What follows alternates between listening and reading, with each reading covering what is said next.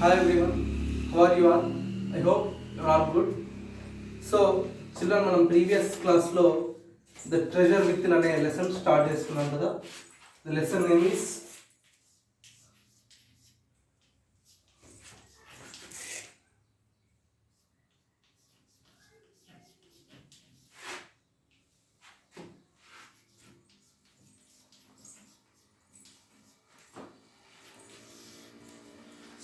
the treasure within. So మనం ఈ లెసన్లో టూ క్యారెక్టర్స్ గురించి మనం అసలు ఈ లెసన్ ఏంటంటే మనం ఫస్ట్ చదువుకుంది it is based on conversation between two characters. The first character name is Miss Bela Raja. So బిఆర్. Next second one is Hafiz, contractor, HC. So these are the two characters. The conversation is between these two characters. ఈ రెండు characters అంటే ఈ ఇద్దరి మధ్య జరిగిన కన్వర్జేషనే మన ఈ treasure with in lesson. So నిన్న మనం చెప్పుకుంది ఏంటి అంటే, సో ఈ కన్వర్జేషన్లో వీళ్ళ చెప్పుకుంటూ వచ్చారు కదా. సో హఫీజ్ కాంట్రాక్టర్ యొక్క చైల్డ్హుడ్ లైఫ్ ఎలా ఉండేది, అతనికి స్టడీస్ అంటే ఎంత ఇంట్రెస్ట్ ఉండేది, లేకపోతే స్పోర్ట్స్ మీద అతనికి ఎంత ఇంట్రెస్ట్ ఉండేది అనేది మనం చెప్పుకుంటూ వచ్చాం కదా. So today will continue the remaining lesson. So నిన్న అతను చెప్పాడు కదా, నాకు ఆ బుక్స్ మీద కానీ లేకపోతే స్టడీ మీద కానీ ఎక్కువ ఇంట్రెస్ట్ ఉండదు, నాకు ఇంకా డ్యాన్స్ కానీ స్పోర్ట్స్, నేను అన్ని స్పోర్ట్స్ ఆడతాను అని హఫీజ్ కాంట్రాక్టర్ హెచ్సి అతని క్యారెక్టర్ గురించి చెప్తూ వచ్చేవాడు. సో ఫ్రమ్ దేర్ ఇక్కడ బిఆర్ నెక్స్ట్ కంటిన్యూషన్ చూడండి. When you were in school and you were doing badly, did the teachers pull you up and how did you feel? When you were in school, నువ్వు స్కూల్లో ఉన్నప్పుడు, నువ్వు జనరల్గా స్కూలింగ్లో ఉన్నప్పుడు you were doing badly అంటే నేను అడిగిన క్వశ్చన్ నువ్వు ఆన్సర్ చేయకపోయినా, లేకపోతే నేను ఎగ్జామ్స్లో తక్కువ మార్క్స్ వచ్చినా, హోంవర్క్ చేయకపోయినా, క్లాస్ వర్క్, ఇవన్నీ ఏదైనా డూయింగ్ బ్యాడ్లీ అంటే నీ performance up to the mark. అంటే టీచర్స్ ఎవరినైనా ఎలా ఉండాలనుకుంటారు, ప్రతి స్టూడెంట్ కూడా గుడ్ స్టూడెంట్ లాగానే ఉండాలని వాళ్ళ ఐడియా. అసలు అంటే ప్రతి స్టూడెంట్ కూడా మంచి స్టూడెంట్, మంచిగా చదువుకోవాలి, బిహేవియర్ బాగుండాలి, ఎవరి మాటైనా వినాలి అనేది వాళ్ళ ఐడియాలజీ ఉంటుంది. బట్ ఇక్కడ ఏమంటున్నారు, యు ఆర్ డూయింగ్ బ్యాడ్లీ అంటే టీచర్స్ అనుకున్న దానికంటే ఆపోజిట్గా అతను స్టడీస్లో కానీ లేకపోతే బిహేవియర్లో కానీ చెప్పిన మాట వినకపోవడం, అట్లా ఉన్నప్పుడు did the teachers pull you up అంటే నిన్ను పైకి నించోబెట్టేవాళ్ళ క్లాస్లో. And how did you feel, అలా చేసినప్పుడు నువ్వెలా ఫీల్ అయ్యేవాడు అని బిఆర్ అంటే ఆ బెలా రాజా అడిగింది అతన్ని. సో దానికి హఫీజ్ హెచ్సి రిప్లై ఏందో చూద్దాం. I never felt anything on being pulled up. I never felt అంటే నేను ఎప్పుడు ఏ బాధపడలేదు, ఎక్కువ నేను ఎప్పుడు షై కూడా ఫీల్ అవ్వలేదు. ఆన్ బీయింగ్ పుల్డ్ అప్, నించోబెట్టిన దానికి నేను ఎప్పుడు ఫీల్ అవ్వలేదు అని చెప్పాడు. I use to be interest in playing, నాకు ఎక్కువ గేమ్స్ ఆడుకోవడంలోనే నాకు ఇంట్రెస్ట్ అంతా ఉండేది. ఐ యూజ్ టు బి నాకు ఉండేది అని చెప్తున్నాడు. I would receive a caning every week. I would receive అంటే నాకు ప్రతి వారం, క్యానింగ్ అంటే దెబ్బలు, ప్రతి వారం అతనికి తన్నులు పడుతూనే ఉంటాయి. అంటే పనిష్మెంట్, మేబీ రిటర్న్ పనిష్మెంట్, లేకపోతే దెబ్బలు కొట్టడం, లేకపోతే ఏదో ఒక పనిష్మెంట్ నించోబెట్టడం, లేకపోతే టీచర్స్ డిఫరెంట్గా వాళ్ళ వేలో వాళ్ళు పని చేస్తూ ఉంటారు కదా. సో ఇతనికి ప్రతి వారం కూడా ఏదో ఒక పనిష్మెంట్ అనేది వస్తూనే ఉండేదంట. B R when you knew that you had incurred the wrath of your teacher by not doing your homework or behaving badly, when you knew you would get a caning, what was the state of your mind? When you knew, నీకు ఎప్పుడు తెలుసు, that you had incurred the wrath of your teacher by not doing your homework or behaving badly, when you knew you would get a caning, what was your state of mind? అంటే దీని meaning ఏంటి అంటే, నువ్వెప్పుడు wrath అంటే ఏంటంటే కోపం, wrath wrath అంటే ఏంటి? కోపం. ఇంకర్డ్ అంటే కోపం కలిగించినప్పుడు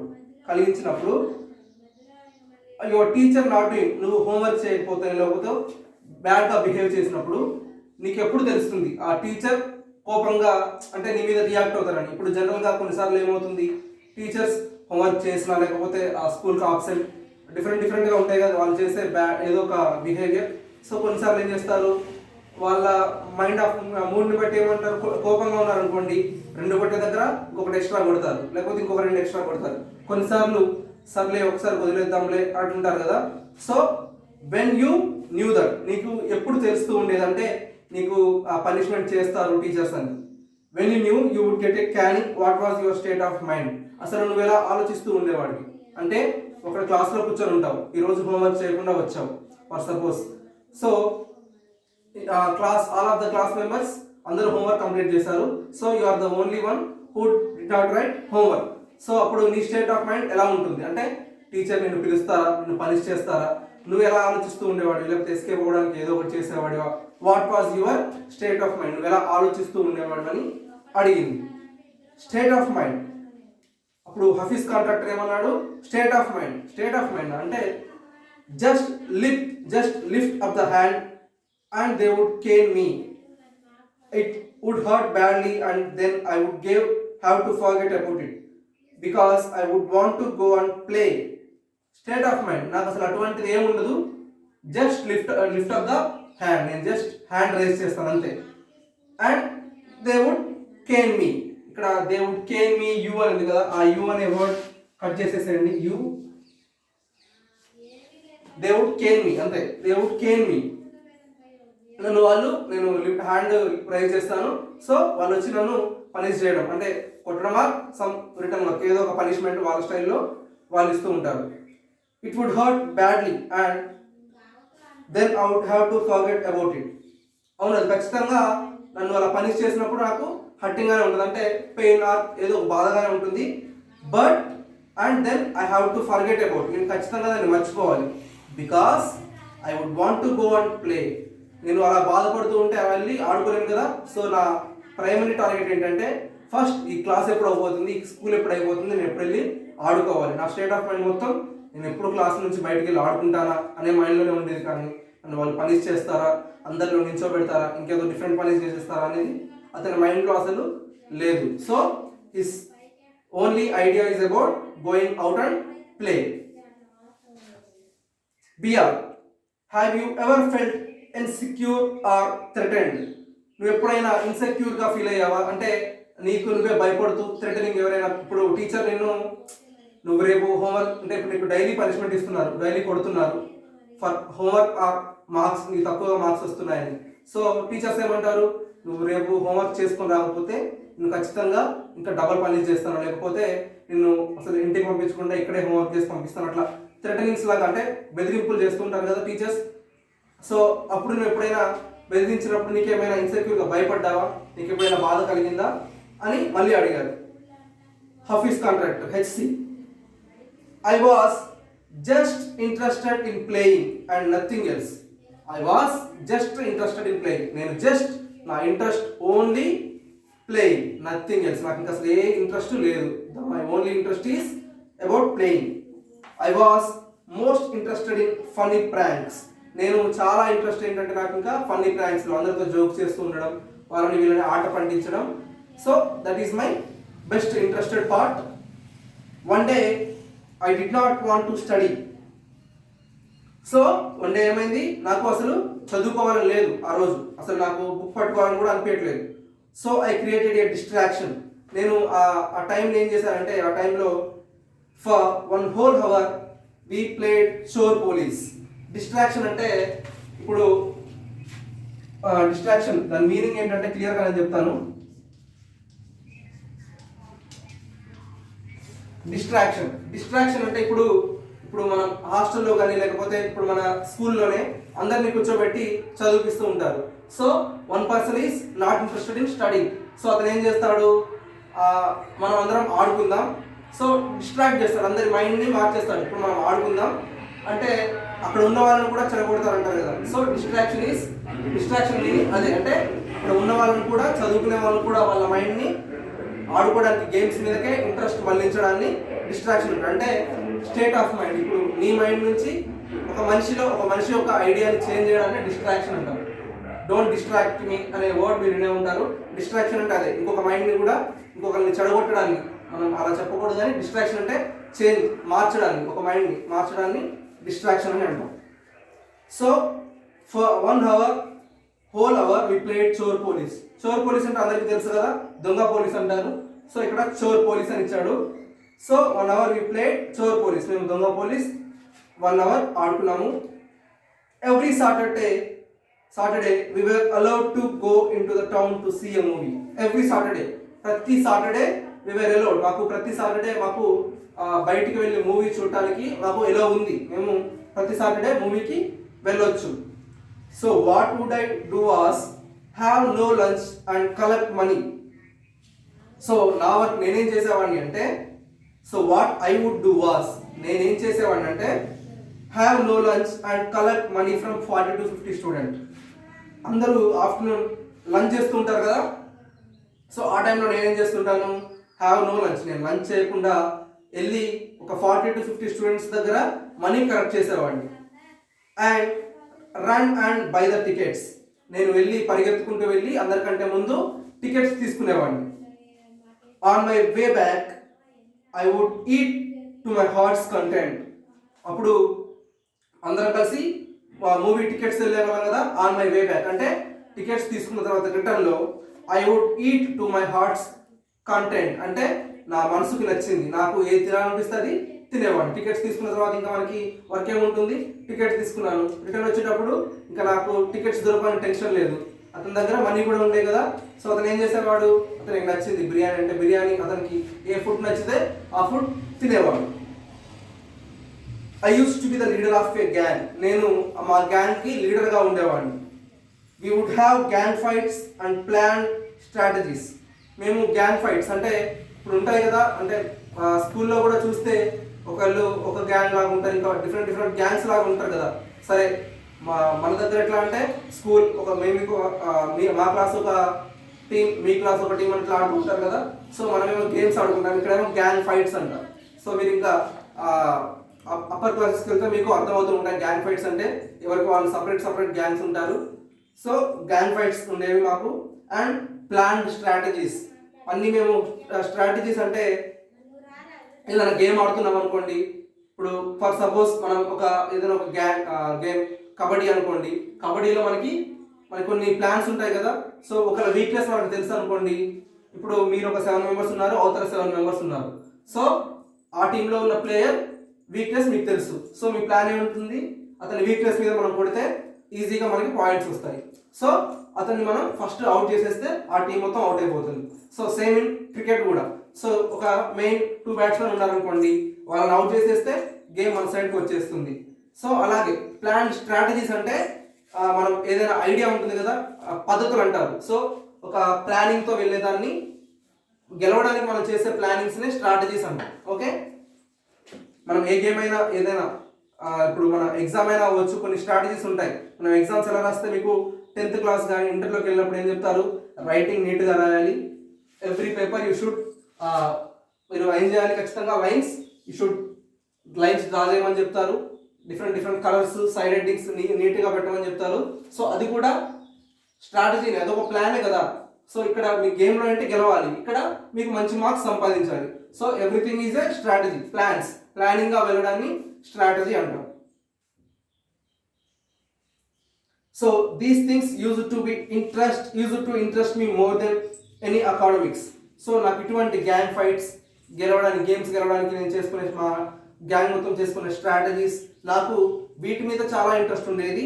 ఎనీ అకాడమిక్స్, నాకు ఈ అకాడమిక్ ఇయర్ స్టడీస్ కంటే నా మెయిన్ ఇంట్రెస్ట్ దీని మీద ఎక్కువ ఉండేది. Student use to book my text books for the following year.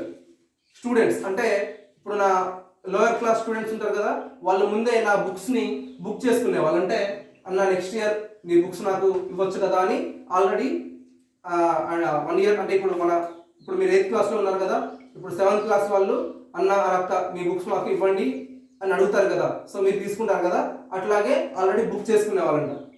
Because they are almost brand new. ఎందుకంటే అవన్నీ కొత్త బుక్స్ లాగా ఎట్లున్నాయి అట్లే ఉన్నాయి. I probably opened them 1 day before exams. నేను ఆ బుక్స్ని కూడా మ్యాక్సిమం ఓపెన్ చేస్తే జస్ట్ ఎగ్జామ్ ముందు ఒక రోజు ఆ బుక్ని కొత్త బుక్ని ఇలా తెరిచేవాడిని. సో అవి కొత్త బుక్స్ లాగా ఉంటాయి కాబట్టి వాళ్ళకి నా బుక్స్ అంటే చాలా ఇంట్రెస్ట్, అందుకే నా బుక్స్ని వాళ్ళు బుక్ చేసుకునే వాళ్ళు అని చెప్పాడు. So this is the treasure within part 1 reading part. So అర్థమైంది కదా. సో హఫీజ్ కాంట్రాక్టర్ యొక్క స్టోరీ పార్ట్ 1లో ఇంతవరకు అతను ఎక్స్ప్లెయిన్ చేశాడు. ఎవరికి? మిస్ బెలా రాజాకి. సో ఇక్కడ మనకి గ్లాసరీ ఇచ్చాడు చూడండి. నైట్ మేర్ అంటే ఏంటి? Frightening dream. మనం చెప్పుకున్నాం కదా పీడకల్లని, అంటే కొన్నిసార్లు నిద్రలో కూడా లేస్తాం కదా, అటువంటి dream. Psych mind or mentality, అప్పుడప్పుడు మన చాలా కోపం వస్తూ ఉంటుంది, అటువంటి వాటిని సైక్ అంటాం, మైండ్ ఆర్ మెంటాలిటీ. క్యానింగ్ అంటే చెప్పుకున్నాం కదా, పనిష్మెంట్ ఆర్ బీటింగ్. చోర్ police, children's game, thief and police, దొంగ పోలీస్. స్ట్రాటజీస్ మీనింగ్ మనం ఆల్రెడీ చెప్పుకున్నాం ఇందాకే.